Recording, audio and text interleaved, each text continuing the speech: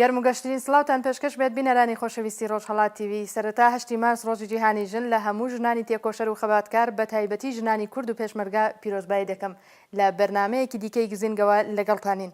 لەم بەرنمەیە بە بۆنەی 8 مارس ڕۆژی جیهانی ژن وتووێژێکمان دەبێت سەبارەت بە دۆخی خوێندکارانی کچ و ژن لە زانستگاکانی ئێران و کوردستان.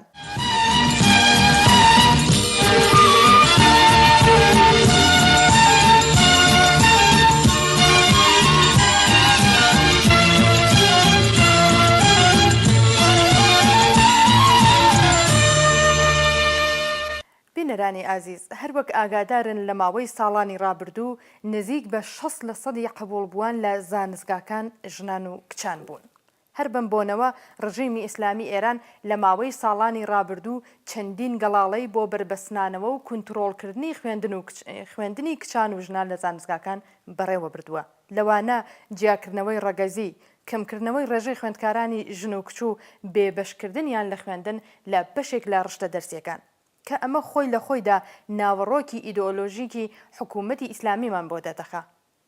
ئەوەی کە ڕاستی بێ ڕژیم بەهۆی ترس و وەحشەتێکە لە بەشداری ژنان لە کاروبارە کۆمەڵایەتیەکان لێنیشتووە و هەروەها ترس لە چوونەوە سەرەوەی وشیاری ژنان بۆ دەستەبەرکردنی مافەکانیان دەست دەداتەوە هاکردەوە گەلێک و هەوڵ ئەدا کە بە هەر شێوەیە کە بۆی بکرێت ڕێژەی خوێندکارانی کچ لە زانستگاکانی ئێران کەم کاتەوە. بۆ نمونە لە ساڵی خوێندنی 1992دا نزیک بە 13 خوێندکاری کورد مافی خوێندنیان لێ زەوت کرا کە 3 کەس لەو خوێندکارانە بەناوەکانی کوێستان کەریمی، گیتا گۆران، ئەفسانە بایزیدی لە چالاکانی خوێندکاری کچ بوون. لە وڵاتی ژێردەسەڵاتی ئیسلامیەکان خوێندکاران بە تۆمەتی جۆراوجۆر وەکو کردەوە دژی ئەمنیەتی نەتەوەیی و کوردبوون یا پەیڕەوکردن لە ئاینە جیاوازەکان لە خوێندن بێبەش دەبن یا دەست بەسەر و ڕەوانەی زیندانەکان دەکرێن. جێگەی ئاماژەیە هیچ کات ئامارە حکوومەتیەکان لە ئێران بە تەواوی دەرخەری ڕاستیەکان نین و دیارە کە ڕێژەی خوێندکارانی بێبەشکراو لە خوێندن و دەست بەسەرکراو لەم ئامارانە زیاترە. هەروەها دەتوانرێت ئاماژە بە مەرگی گوماناوی 3 خوێندکاری کچی کورد لە زانستگاکانی هەمەدان، ورمێ و کرماشان لەوانە سەحەر چوێنی و شەیدا حاتەمی بکرێت کە بووە هۆی کۆبوونەوەی ناڕزایەتی لە چەند زانستگادا. هەر بەم بۆنەوە تەوەری ئەم جارەی بەرنامەکەمان تەرخان کردووە بۆ قسە و باس لەسەر دۆخی خوێندکارانی کچ و ژن لە زانستگاکانی ئێران و کوردستان. لەم ئاراستەیەشدا داوامان لە سەیران غەفوری چالاکی خوێندکاری کردووە و چەند پرسیارێک لەو بابەتە لێ دەپرسین. بەڵام سەرەتا وەکو نەریتی هەمیشەیی بەرنامەکە گوێبیستی چەند هەواڵێک دەبین و دواتر دێنەوەلاتان بۆ درێژەی بەرنامەکە.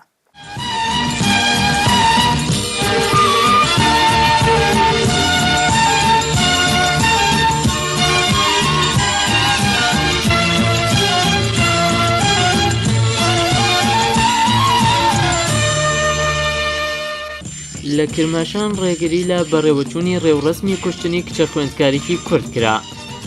لەلایەن حراسەت و بەرپرسانی زانستگاوە ڕێگری لە بەڕێوەچوونی ڕێوڕسمی کوشتنی کچە خوێندکارێکی کورد کرا. بەپێی هەواڵی مافنیوز ڕۆژی یەکشەممە ڕێکەوتی دەی ڕەشەمە ژمارەیەک لە چالاکانی خوێندکاری زانستگای ڕازی کرماشان بە مەبەستی یادکردنەوە لە شەیدا حاتەمی ویستویانە ڕێوڕسمی ساڵوەگەڕی کوژرانی ئەو کچە خوێندکارە کوردە بەڕێوە ببەن. بەڵام لەلایەن هێزەکانی حراسەت و بەرپرسانی ئەو زانستگایەوە ڕێگری لەو هەوڵەیان کرا. بەپێی ئەو هەواڵە بەرپرسانی حراسەتی زانستگای ڕازی کرماشان بە خوێندکارانی ئەو زانستگایان ڕاگەیاندووە کە ئەو کچە خوێندکارە کوردە خۆی کوشتووە و مافی بەڕێوەبردننی ئەو ڕێوڕسمیان نییە و هەروەها کاروباری کەلتوری ئەو زانستگایە بەو خوێندکارانەی کە داوای بەڕێوەبردننی ڕێوڕسمی ساڵوەگەڕی کوشتنی ئەو کچە خوێندکارە کوردیان کردووە وتووە هەر خوێندکارێک بیهەوێت ئەو ڕێوڕەسمە بەڕێوە ببات سزا دەدرێت. شایانی باسە ساڵی ڕابردوو لە وەها ڕۆژێکدا شەیدا حاتەمی کچە خوێندکارێکی کوردی زانستگای نازلووی ورمێ لە ژوورەکەی خۆیدا لە شوێنی حەسانەوەی ئەلمێهدی ورمێ دەکوژرێت و بە لە بەرچاوگرتنی ئەوەی کە دەست و ملی ئەو کچە خوێندکارە بەر لە کوشتنی دەشکێنرێت، هێزەکانی کۆماری ئیسلامی تاک و ئێستاکەش هەوڵێکیان بۆ دۆزینەوە و دەست بەسەرکردنی ئەو قاتڵە نەداوە و تەنانەت ڕایان گەیاندووەکە ئەو کچە خوێندکارە خۆی کوشتووە.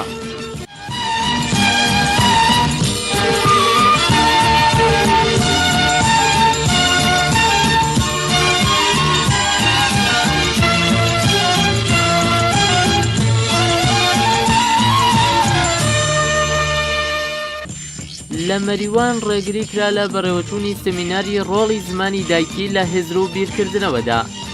بەرپرسانی زانکۆی پەیامنووری مەریوان و هەروەها فەرمانداری ئەو شارە ڕێگریان کرد لە بەڕێوەچوونی کۆڕێکی خوێندکاری و ئەوەش ناڕزایەتی خوێندکارانی لێکەوتەوە.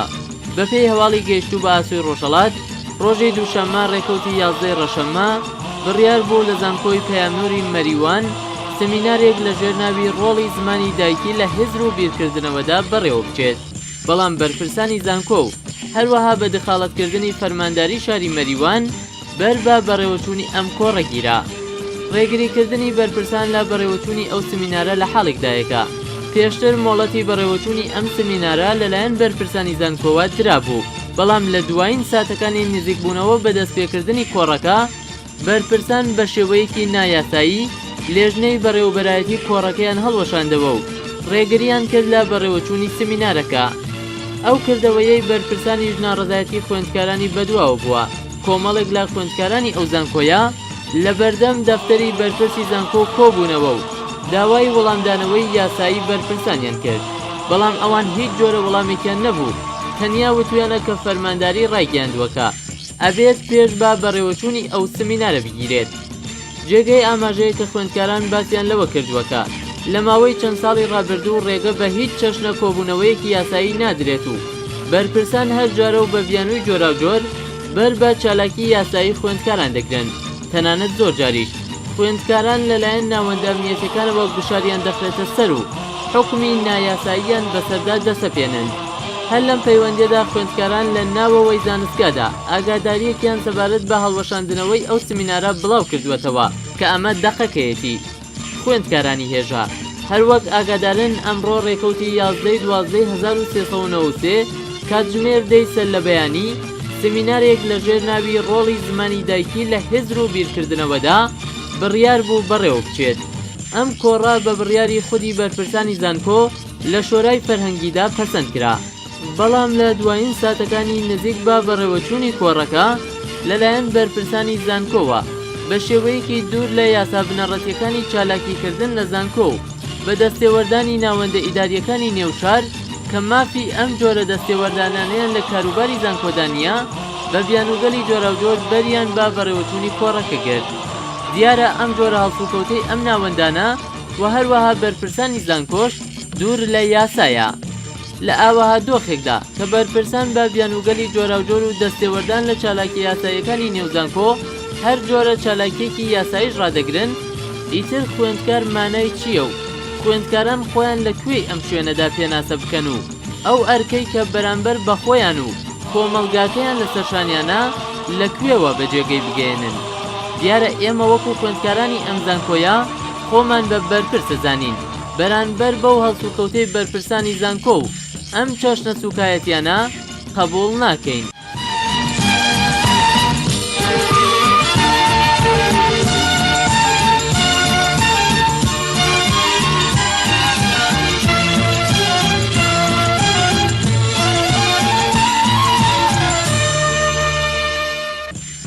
دەست بەسەرکردنی خوێندکار و ڕۆژنامەنووسێکی کورد. ڕۆژنامەنووس و چالاکوانێکی خوێندکاری خەڵکی شاری سەردەشت لەلایەن ئیدارەی ئیتلاعاتەوە بانگهێشت و دەست بەسەر کراوە. کاوان محەممەدپور خەڵکی شاری سەردەشت و خوێندکاری کۆلیژی کۆمەڵناسی لە شاری مەهاباد ڕۆژی چوارشەممە بە هۆکارێکی نادیار لەلایەن ئیدارەی ئیتلاعاتی شاری مەهابادەوە دەست بەسەر کراوە. کاوان محەممەدپور وەکو نووسەرێک لەگەڵ چەندین گۆڤار و ڕۆژنامەی وەکو کۆمەلگای کوردستان، ڕۆژنامەی شەرق و ئێبتکار کاری کردووە و هەروەها سەرنووسەری گۆڤاری حەوتی تیر بووە. لەو بارەیەوە کەماڵ حوسێنی چالاکی مافی مرۆڤ ڕاگەیاندووە. پاشەوەی کاوان دەستگیر کراوە، هێزە ئیتلاعاتیەکان چوونەتە ماڵی ناوبرا و سەرجەم کەلوپەلە شەخصیەکانی ئەو ڕۆژنامە نووسە کوردەیان لەگەڵ خۆیان بۆ ئیدارەی ئیتلاعات بردووە. کاوانی تەمەن 29 ساڵ بێجگە لە کاری ڕۆژنامەوانی هەتا ئێستا چەندین بابەت و لێکۆڵینەوە و توێژینەوەی زانستی لە بواری فەلسەفە و هونەردا لە گۆڤار و سایتە ئەدەبی و فەرەنگیەکاندا بڵاو کردوێتەوە.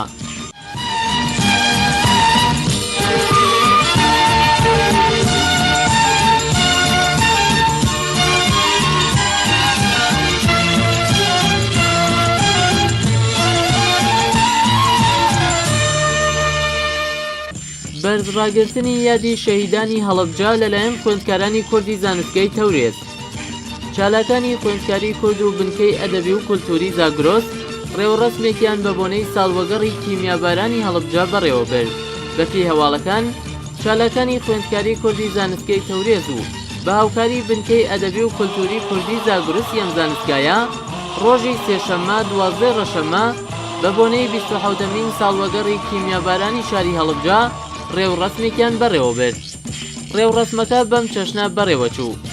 سەرەتا دەبیری ناوەندی زاگرۆس سامان کاکەمەمی بە خێراتنی میوانەکانی کردو. کورتەباسێکی لەبارەی هەڵەبجە و سپاس و پێزانینی خۆی بۆ سەرۆکایەتی ئەو زانکۆیە دەربڕی کە توانیان لە 27مین ساڵوەگەڕی کیمیابارانی هەڵەبجەدا ئەو ڕێوڕەسمە بەڕێوە ببەن. دوایی سەرۆکی زانکۆی تەورێز وێڕای ئیدانەکردنی ئەو کارەساتە و بێدەنگی کۆمەلگای نێونەتەوەیی ئاماژەی بە نەهامەتیەکان و کارەسەتەکانی گەلی کورد لە کوردستان کرد. دوای قسەکانی سەرۆکایەتی زانکۆ، سامان کاکەمەمی بە نوێنەرایەتی شورای ناوەندی زاگرۆس بەیانیەی ئەو ناوەندەی ئاراستەی بەشدار بوان کرد. لە درێژەدا کورتەفیلمێک و چەند کۆپلە شێعر لەلایەن سەرتار خۆسرەوی و نازیلا فەتحی پێشکەشی بەشدار بوان کرا. هەروەها خاتوو ڕۆژین محەممەدی بە پێشکەشکردنی شانۆیەک یادی ئەو ڕۆژەی کردەوە. دوایی داوا کرا لە بەڕێز خالێد تەوەکولی وەکو میوانی تایبەت کە باسەکەی لەسەر هەڵەبجە پێشکەشی بەشدار بوان کرد. لە کۆتاییدا ئاریا فەرهەنگ، خوێندکاری بەشی ماستەری فەلسەفەی زانکۆی تەورێز، بە خوێندنی وتارێک باسی لەسەر هۆکارەکانی وەدیهاتنی ئەم چەشنە کارەساتانە کرد. میوانی فەخری ئەم ڕێوڕەسمە مامۆستا فەتاح قازی، مامۆستای دێرینی زانکۆی تەورێز بوو. شایانی باسە کە خوێندکارانی کوردی زانستگاکانی ئێران وەکو ئەرکێکی نەتەوەی هەموو ساڵێک یادی شەهیدانی هەڵەبجە بە ڕێوڕەسم و سمینار دەکەنەوە.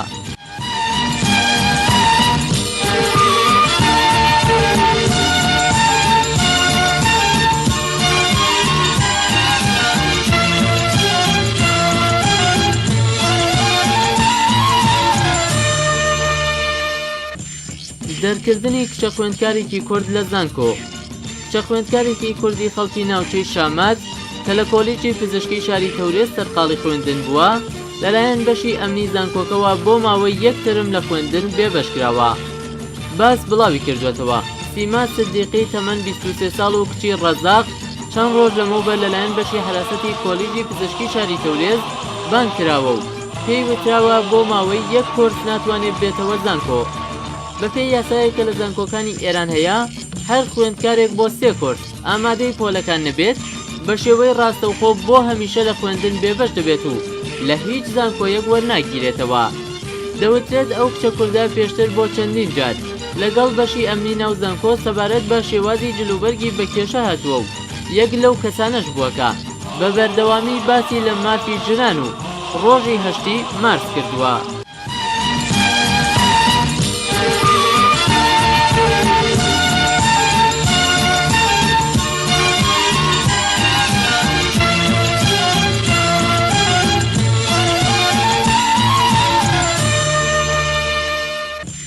گواستنەوەی چالاکێکی خوێندکاری بۆ بەندی هەشتی زیندانی ئەڤین. پاش 6 مانگ تێپەڕبوون لە دەستبەسەرکردنی چالاکێکی خوێندکاری لە بەندی 2 ئەلفی گرتوخانەی سوپا گوازرایەوە بۆ بەندی هەشتی زیندانی ئەڤین. بەپێی هەواڵی هێرانە، ئارەش سادقی خوێندکاری پێشووی زانکۆی ئەلامەی تەباتەبایی مانگی خەرمانان لەگەڵ هاوسەر و چەند کەس لە هاوڕێیانی لەلایەن هێزانیەکانەوە دەست بەسەر و گواسترایەوە بۆ بەندی 2 ئەلفی گرتوخانەی سوپا و ڕۆژی سێشەممە 12 ڕەشەمە پاش 6 مانگ گواسترایەوە بۆ بەندی 8 زیندانی ئێڤین. ئارەش سادقی پێشووتریش دەست بەسەر کراوە و بۆ ماوەی 1 ساڵ لە بەندی 350 زیندانی ئێڤین بووە. ناوبراو پێشینەی دەست بەسەری دیکەشی هەیە.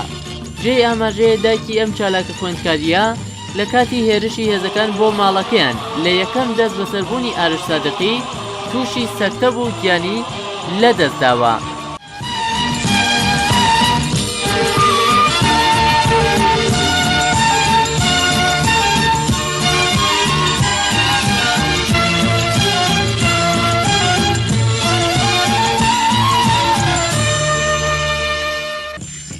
بانکێشتکردنی 4 مامۆستای قوتابخانە بۆ ئیتلاعاتی ورمێ.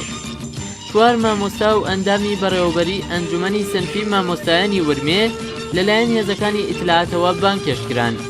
بەپێی هەواڵی مافنیوز هێزەکانی ئیتلاعاتی ورمێ 4 مامۆستای قوتابخانە و ئەندامی دەستەی بەڕێوەبەری ئەنجومەنی سەنفی مامۆستایانی ورمێ بە ناوەکانی عەلی حاجیلو، ئازاد لوقمانزادە، مەنسوور تەقیزادە و ئەمیر پەناهی بانکێشت کردووە و بەپێی ئەو بانکێشتکردنە بڕیارەکە ئەو مامۆستایانە ڕۆژی شەممە ڕێکەوتی 16 ڕەشەممە خۆیان بە ئیدارەی ئیتلاعاتی و شارە بناسێنن.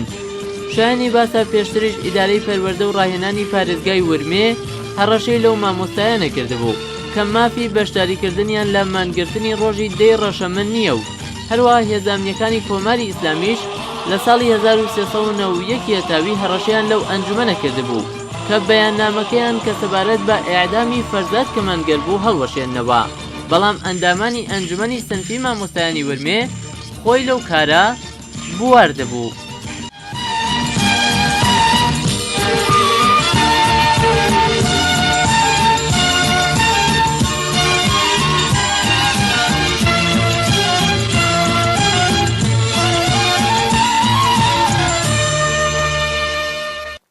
پرسیاری یەکەممان لە سەیرانخان ئەمەیە کە هۆکاری ترس و دڵاڕاوکی حکوومەت لە چوونەسەرەوەی ڕێژەی خوێندکاران لە نێو ژنان و چوونەسەرەوەی وشیاری ژنان بۆ دەستەبەرکردنی مافەکانیان بۆچی هەڵدەگەڕێتەوە؟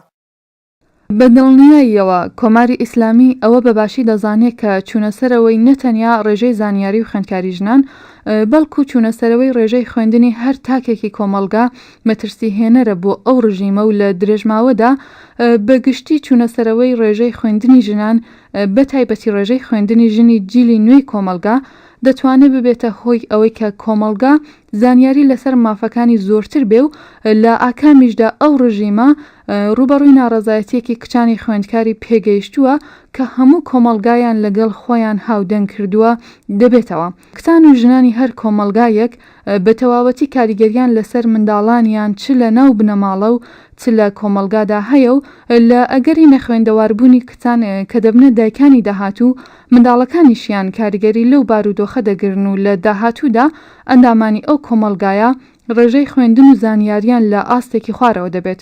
ئەوەی کە ڕوون و بەرتاوە کۆماری ئیسلامی ئەو ڕاستیەی بەباشی زانیوە کە خوێندنی ژنان و بوونی ڕەگەزی ژنی خوێندەوار لە ئاکامدا کاریگەری ئەرێنی لەسەر سەرخستنی بزوتنەوەی دێمۆکراسی خوازی هەیە و ئەوەش بێژگە لە مەترسی شتێکی دیکەی بۆ کۆماری ئیسلامی نییە.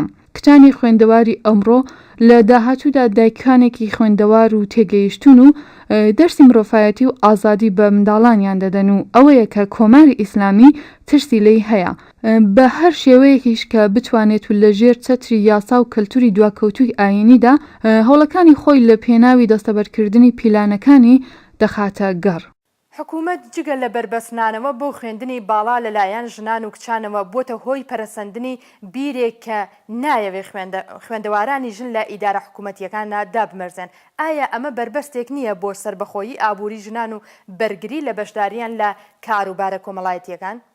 بەدڵنیاییەوە ڕاستە، بەڵام ئەوەی کە دەبێت لەسەری جەخت بکرێتەوە ئەوەیە کە هۆکارەکانی ئەو جۆرە بیرۆکانە بزانین لە چۆوە سەرچاوە دەگرن و کۆماری ئیسلامیش بە شێوەیەک دەیهەوێ ئەو یاسا و کەلتورە دواکەوتووە بەسەر کۆمەڵگا و بەتایبەتی ژنانی خوێندەواردا پسەپێنێت. یەکێک لە پێوەرەکانی ئەستانداردی جەهانی بۆ زانینی ڕێژەی کەلتوری هەر کۆمەڵگایەک لەلایەن کۆمەلگاناسانەوە پەیوەندی ڕێژەی خوێندنی ژنانە.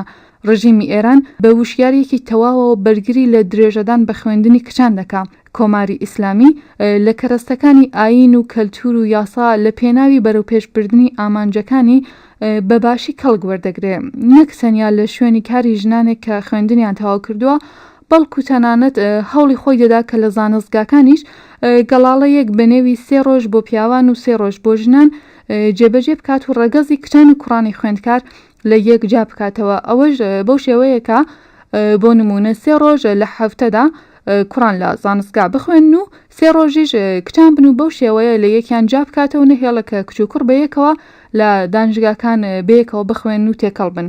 هەر لە سەرەتای خوێندن لە قۆناغی قوتابخانەکاندا کتێبەکانی کچان و کوڕان لە یەکتری جیا دەکاتەوە و دەیهەوێ هەر لەو کاتەوە ئەو جۆرە بیرۆکە دواکەوتووە کە خۆی دەیهەوێ بەسەر بزوتنەوەی خوێندکاری و کۆمەلگادا بیسەپێنێت.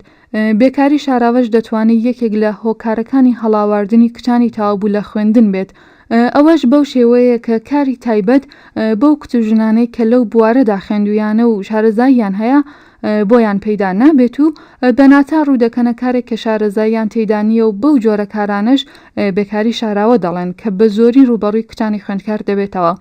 شاراوەش نییە کە ژنانێکیش کە خوێندنیان تەواو کردو و کارێکیشیان بە دژواری پەیدا دەکەن لە ئەگەری زگپڕبوونیان لەسەر کار دەردەکرێن و لە مافی حەقی بیمەش بێبەش دەبن و کۆماری ئیسلامیش بە هەموو توانایەوە پشتیوانی لە هەڵاواردنی ژنانی خوێندکار دەکات. پرسیاری سێهم لە میوانی بەڕێز ئەوەیە کە یەکێک لە ڕێکارەکان بۆ پەرەپێدان و بەهێزکردنی کۆمەڵایەتی بزوتنەوەی خوێندکاری لە ئێران و کوردستان بەشداری خوێندکارانی کچە لە چالاکی خوێندکاریەکاندا. بەڕای ئێوە هۆکاری کەمتر بەشداریکردنی ژنان و کچان لە چالاکی خوێندکاریەکان چییە؟ ئایا تەنیا ترس لە سەرکوتی حکوومەتیان هەیە یا هۆکارگەلێکی تری هەیە ئەم بابەتە؟ ڕێگریکردنی ژنانی خوێندکار بە تایبەتی بۆ چالاکی خوێندکار و بەگشتی ڕێگریکردنی خوێندکاران بۆ چالاکیکردن لەلایەن کۆماری ئیسلامیەوە کارێکی شاراوە نییە. هەمومان بەباشی ئەوە دەزانین کە کۆماری ئیسلامی لە زانستگاکانی کوردستاندا لە ڕێگەی بەسیجی دانیشتجوویەوە چ ڕێگریەک بۆ خوێندکارانی کەج دروست دەکات و بەگشتی گوشار لەسەر خوێندکاران دەخات. بەڵام بە بیرروڕای من کەلتوری کۆمەلگاش کاریگەری لەسەر نەخوێندەواری ژنان هەیە، بەگشتی کەلتوری دواکەوت و چالاکیکردنی ژنان لە دەرەوەی ماڵ بەکارێکی باش نازانێن. هەروەها زۆربەی کچانی خوێندکار لەلایەن بنەماڵەکانیشیانەوە گوشار دەخرێتە سەریان و ئەو گوشارانەش تا ڕادەیەکە کە بەزێک لە بنەماڵەکان کات بۆ کچەکانیان دیاری دەکەن و لە ئەگەری ئەوەی کە بە کەمێک درێنگی کات لە زانستگاوە ئەگە بگەڕێتەوە ماڵەوە تووڕە دەبن، ئەشکەنجەی دەدەن و یا هەروەها لە یارمەتی ماڵیش بێبەشی دەکەن و کێشە بۆ خوێندنی کچان لە زانستگاکان دەتوانێت دروست ببێت. بەڵێ بەڕێزان زۆر سپاس بۆ میوانی بەرنامە و هەروەها بۆ ئێوەی بینەر و بیسەری بەرنامەی گزینگ. بەم شێوەیەش گەشتینە کۆتایی ئەڵقەیەکی دیکە لە بەرنامەکەمان بەو هیوایی جێگەی ڕەزامەندیتان بوو بێت. ئێوە بەڕێزان دەتوانن لە ڕێگەی ئادرسی فەیسبووکی کۆمەڵەی خوێندکارانی ڕۆژهەڵات و جیمەیلی بەرنامەکە پەیوەندیمان پێوە بگرن و ئێمە لە سەرنج و ڕاو بۆچوونەکانی خۆتان ئاگادار بکەنەوە. تا پێک گەیشتنەوەیەکی دیکە و گزینگێکی دیکە هەر شاد و بەختەوەر بن و ماڵاوە.